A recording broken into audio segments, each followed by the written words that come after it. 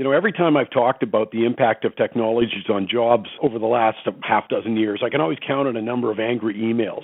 As German philosopher Arthur Schopenhauer famously observed, all truth passes through three stages. First, it's ridiculed. Second, it's violently opposed. And third, it's accepted as being self-evident. Well, we're somewhere between the first two stages.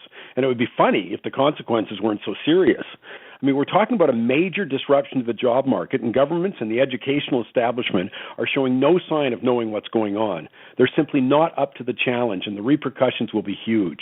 A new report released Monday by the University of Toronto School of Public Policy concludes that between 1.5 million and 7.5 million jobs could be lost in Canada in the next 10 to 15 years. And it's little wonder they say that taxi drivers and truck drivers are on the front line. This week, Ontario started testing self-driving cars on the road. This comes a couple of weeks after the announcement that Suncor was launching a one-year trial of 6 self-driving trucks.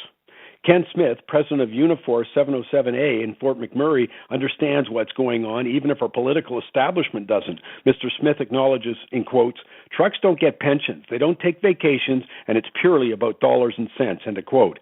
He predicts that autonomous trucks will replace 1/3 of the workforce. Trucking is a $67 billion industry in Canada that employs more than 500,000 people in a variety of positions. In the States, there's 8.7 million trucking jobs. My question is, how many of those jobs do we have to lose before we take action?